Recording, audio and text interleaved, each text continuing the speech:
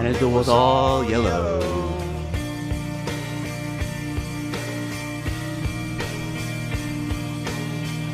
Your skin, oh yeah, your skin and bones turn to something beautiful. You know I love you so. You know I love you so.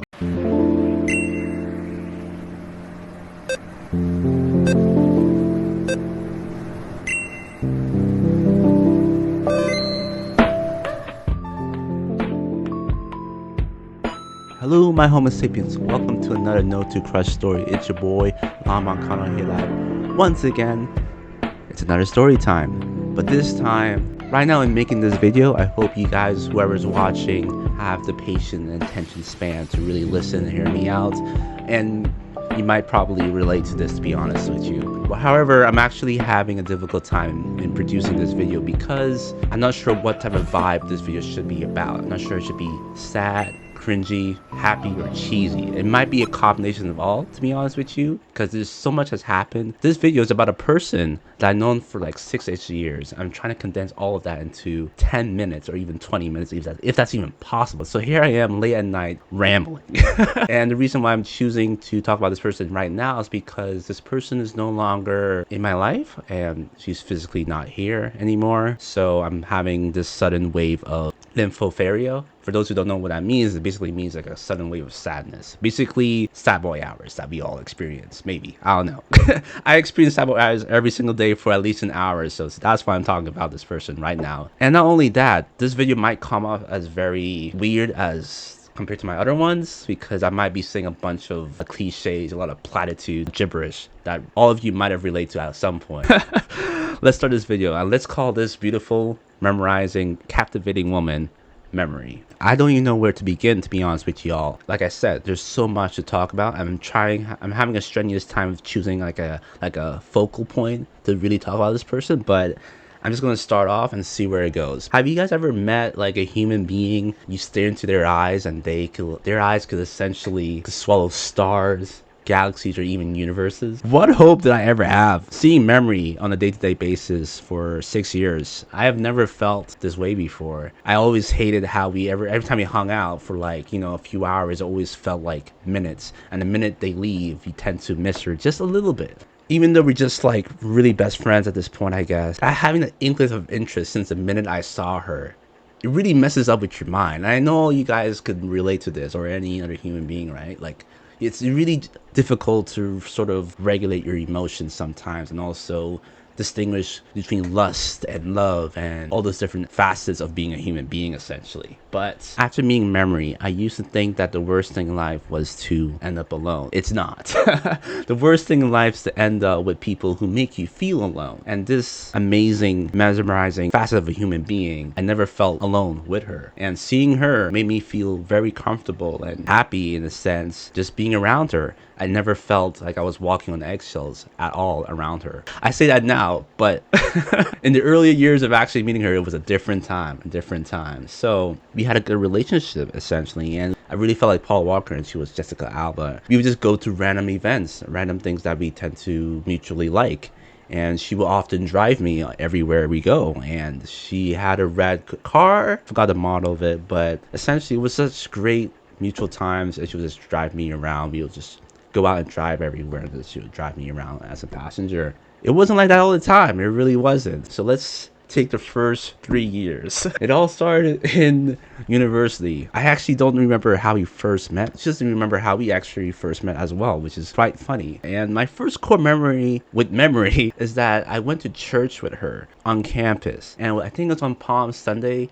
I actually don't remember the events of how that occurred, but it happened. And even though we were living in the same South residence, we were both living in different type of corridors or cubbies, however you want to call it. But we still somehow managed to keep in contact here and there, very briefly. At that time, she was a little weird, but what made me a little intrigued to get to know her better was because I'm a Trinidadian and she also was, or at least half Trinidadian. But not only that, we figured out that our dads know each other. So that's how we sort of like, I guess, kept in contact. But first year was a blimp. Like, I honestly didn't see her often. We were both in two different programs. Then came second year. You had to move out of residence as you normally do as students here in Canada. And the place that I was staying, I happened to stay in the same sort of residence as she was staying. And we just happened to run into each other again, I think on the bus or something like that, or on the walk. And we just asked each other, hey, where are you living? And we both said Chancellors. And we were like, Chancellors? What? I mean, practically were neighbors at that point too. And for the next 3 years, oh my God. In the next 3 years of our undergrad degree, basically, we kept in contact. And one of the main things that actually got us really close was actually we were party buddies, I guess. We would often go into these parties together, as well as mainly these island vibe Caribbean parties. That was our whole thing. She really loved it. She loves to dance and everything. I did too. I don't really listen to Caribbean Trini music often, but I don't mind going to a place where they play stuff that could catch up with what's popping. And when I asked her where did she learn, she said, I taught myself. And she basically listened to music and she could whine, she could like do all these things with her waist. I was like, damn, like she could dance, bro. And that sometimes I'll be there in the club or whatever and just look at her like, wow, how are the hell are you doing that? Because I was impressed. And obviously, as the typical Caribbean culture, you kind of whine on each other type of thing. We had good times there. Fast forward, actually, oof, is there even more to talk about those three? There's a lot more to talk about. Yeah, even outside of that, we often go try out different restaurants. But the thing is, in those first 3 years of knowing her, I actually did not like her like that. I kind of did, but that's kind of out of lust. You know, you're young, you're in university, you just want to do things all the time.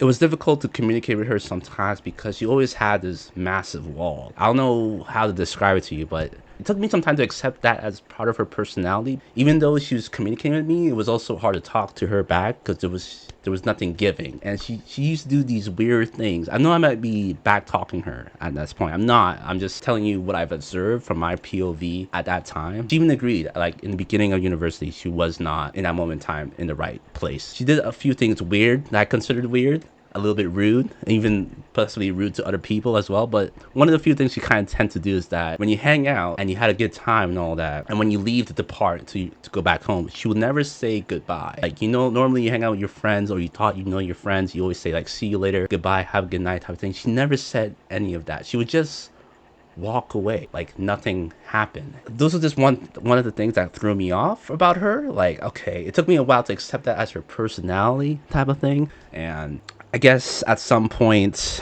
the more we hang out, the more it was a lot easier to talk to her. Even though she made me feel a little nervous in the beginning because I wasn't sure how to gauge her attitude or emotion because she just had a poker face.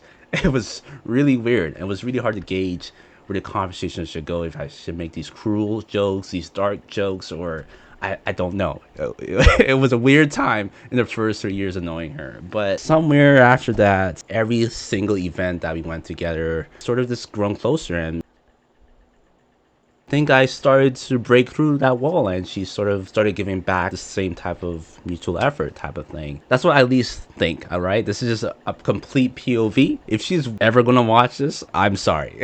But I'm just being a little honest here, a little bit, just a little bit. Anyways, that all took some time, and I definitely am a person that likes storage relationship. I believe it's called a storage relationship. Basically, when a storage relationship is when it takes time for people to put things together, puzzle up to really generally like someone. And I think that's what occurred here. Yeah, like I said before, being around her never felt any pressure because she was so chill that we could just eat in peace. Or to have a relationship or a friendship or any type of relationship, essentially to eat in peace and quiet with a buddy and it's not awkward, that is like the goal. And we will have moments like that because what reality is, you don't need to necessarily talk to fill in the gaps or space or the quietness. And so for some people they need to because they hate the quietness, but for us, I guess I did not hate that at all. It was peaceful.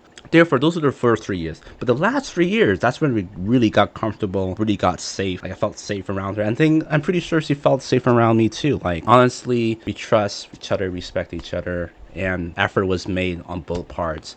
Like, I started gift giving and she also gift gave me. And we've been doing this for years too. And we will also just give each other random stuff, random shit as well. For me, that's just like a love language, I suppose you call it. And that's for me to gauge how people react to gifts and stuff like that. And the fact that she liked it made me happy, and she would do the same for me, which is just amazing. But anyway, well, I'm rambling. I'm sorry. This video is hard. This video is really hard to put together. I'm not sure what the main point is here. There isn't really a story because I'm just sort of reminiscing. At this point, I'm not sure I'm ever gonna meet her ever again in my life. And she just left recently too, this month. For me to reminisce, just to remember how she made me feel, just for my own personal gain. And I'm pretty sure you guys all met someone that came and went in your life that made you feel a certain type of way. But anyways, I'm rambling about those years of nothing. Let me actually describe her to you. If you were to search up, let's see, olive skin with brunette hair, you basically have her on this Google sheet here, basically. But to be more specific, I will have to use celebrities again. And essentially, if we were to choose Jessica Alba here for her innocent presence and like cute face and her rounded face, that's part of her essence, because this woman, Memories, it's hard to define her ethnicity because she's mixed just like me. However, every time we went out, to hear the things that people discuss about her from other dudes, it's kind of weird. Like, I know guys talk shit and we describe women in we put women on a pedestal and we describe them in like the way we love women is different to how women love us, right? We tend to exaggerate our feelings and moments. Like, we will run to the moon, we will fly to the moon and grab it for you type of thing. And all right, we describe them as like something we've never seen before. Like, that's how we tend to describe women. Like, we've seen in our literature, poetry and all that, right? So to hear these comments every time we hang out together and hear from different groups of people is a little strange. And the one that actually got me, or that was used more frequently as we hung out together, will be the word exotic, to describe Memory as exotic. And I personally don't know how to feel about that. Like, is that a compliment? I don't know. It's like calling someone the O word a few years ago, if you know what I mean. that came and went. I don't know what happened, but I know a lot of institutions use the O word to describe certain different types of people. But no, people were using the E word, exotic. And she probably witnessed this herself a few times, obviously. But from hearing it from in public spaces, right in front of my face as they talk to me, it's just really different. Then when I did start, getting a lot of roles and auditioning, they couldn't figure out my ethnicity. So they I would always go out for exotic. It's funny too, because I saw this interview of Jessica Alba also experiencing the same thing. I guess that's the right word. I don't know. I actually don't know. I guess how you describe people, you can't really pinpoint their ethnicity, but why does that even matter, man? Like, as times are going, people and globalization's happening and mixing's happening, like you can never really tell at this point. But anyways, I guess that's my type. Like, she's mixed, she's brunette. I guess that's why I liked her in the first place. Who knows? But yeah, Jessica Alba, she had the essence of her. Then I would say Rachel Cook for her beautiful eyes. I didn't know she was part of a certain industry before. I just saw a vlog of her a while back and I just liked her eyes. But yeah, I would say she has those type of eyes that are like really cunning and really just absorbs your soul once you look at them. And then I would choose the main actress from The Mummy for her intelligence and the way she behaves now. I wouldn't say she behaved like that 3 years ago, but when she's comfortable with you, she's definitely a little, spunky. I forgot her name, but she's from The Mummy. I loved her. And then lastly, as her overall DNA and chemical X model, will probably be a mixture of Mina Kelly and the girl from H2O and Originals. What's it called? Phoebe Token or something like that. Phoebe. Those two combined is essentially the building blocks of her. Even though some of you may not see it, I do see it that way. I might be exaggerating, her looks a little bit here, but she's quite a beauty. I could go on for hours just describing how she looks and how beautiful she is, to be honest with you. Like, and at one point, if you'd ask me if I loved her, I was. Yeah, that's when I sort of like took the chance to sort of shoot my shot a little bit here and there, and I realized there was no basket in the first place for me. I thought, take a chance, see where things go, but I had no chance whatsoever. At one point, tempted to confess my feelings, but it didn't come out the way I thought it would come out. Listen, that girl is my stars and moon, the reason I breathe, my world, my solar system. That girl means everything to me. And she understood, and she took it very good. Obviously, I was a little disappointed at the end, but it is what it is. But yeah, it turns out she actually is gay. And that shook me too. I was like, what? Since when? So yeah, that happened. So therefore, I had no shot in the first place. But what actually struck me, what really caught me off guard again, was she told me I'm not ready for a relationship. And that kind of response triggered me because we all been in that situation where when someone tells you, oh, I'm not ready in a relationship, that means they're not ready for a relationship with you. That's just their nice way of telling you, like, I do want a relationship, but not with you. And I was just shook that she told me that. I was like, damn, really? We know each other this long and you tell me that typical general excuse? Like, fuck. I thought we could talk about our feelings here a little bit, a little deeper, but clearly she never really saw me romantically that way, I guess. So, whatever. You gotta get over it. You move on. You shoot your shot. You got nothing to lose. And honestly, she really ensured me that our relationship would not break from this confession, I suppose. Because normally when you confess your feelings to some other individual, the relationship tends to be on a thin string and you kind of not talk to each other after a while. The fact that she reassured me that nothing would ever be awkward after that was a really good thing. Unfortunately, one of the lessons in life that you learn very early on, even like in elementary school, middle school, high school, whatever it is, people have a right to decline your so-called love no matter how pure your intentions are, and you're just basically not what they want, and that is okay, and that's what we have to accept. And I hope everyone who's watching this can accept that too. It's okay to love is a beautiful thing. Love as much as you want. That's the beauty of it. But you also have to understand the limits and respect people's boundaries of what they see of you. You may love someone, but they don't love you back, and that's okay. At one point I was afraid to lose her. It took me so much courage to really confess my feelings, because for whatever reason, I don't know if it was my hormones or whatever, because I was actually talking to my guy friends like, yo buddy, how do I do this? I'm struggling here because I never felt so anxious before. It must be hormones, dude, because I'm very chill and calm, the guy. But for 2 weeks I was thinking about her, maybe even more, for a month, to the point I was dreaming about her too, right? Like, it was really weird. I didn't like it. I don't really dream about people. I dream about weird situations about me happening, but I never really dreamt face value of other people. And she was in my dreams, bro. She was in my bloody dreams, and that got me twisted. So obviously, if that's happening subconsciously in your mind and your dreams, that's definitely a message of the universe telling you you should do something about it, right? So if you want to know the dreams, this is what happened. I believe one of them was she was my dentist and she was drilling my teeth for some reason. It was really weird. That happened. Second dream, we were running on the beach. She was chasing me down with something in her hand, but we were running in slow motion. I don't know why. But that's all I could tell you. It's a long stretch of a beach. We were running. More of like a slow motion thing. I don't know. I look back. I just saw her like... It was weird. I don't know. It's hard to describe. And then the third dream that I can remember is that we were in a white box and we were just simply talking, but no words were uttering from our mouths, I don't think. Like, we just like... and smiling and stuff like that. I know it's very vague descriptions, but it's just us two in this tiny little white box sitting cross applesauce type of thing, just facing each other and talking and smiling and giggling, I guess. And those are the 3 dreams I could remember from a whole month of thinking about her. I was simping over her, guys. I was simping over her. I don't know what came out of me, bro. Like, I really was texting her, wanting to hang out with her more. I was like really simping out of that. That wasn't me, man. That was not me.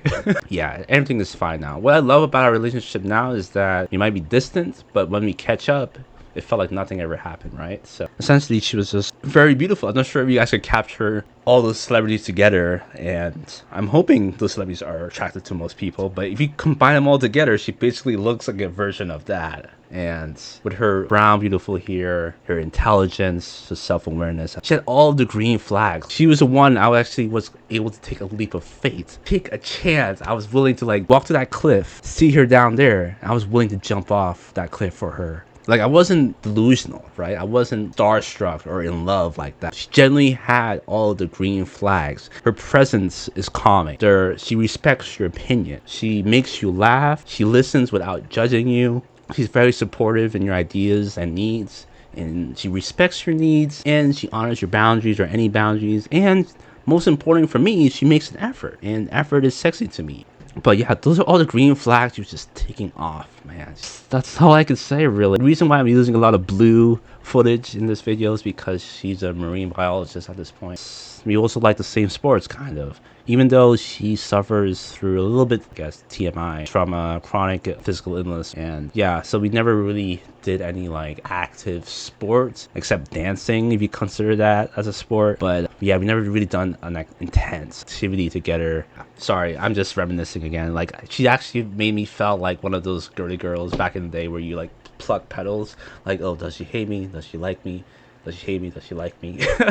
And that's how I felt in the earlier years because I couldn't read her vibe, you know? To the person, whoever's watching this, Alano, for you as a self-reflector type of thing, this is my note to her. You know, your beauty is like sharp as a blade. It pierced deeply into my heart. You're intelligent, respectful, and trustworthy. Always on time, always on point. It's quite remarkable. And Alano, please keep your head straight, you know? Some people out there are afraid to be single, but you're more afraid to be broke than single, my friend. So, and like Drake said, we make time for the things that we want. I forgot the song. Why you gotta stop, girl? Why you gotta stop? You know, we make time for the things that we want. But anyways, have a good night, guys. Probably one of the most stupidest video I ever made about this person. I know my previous ones were really intact. I had this in my mind the whole time. This one came out of nowhere in left field, and I just had to say something because it's Sad Boy Hours. See you guys later.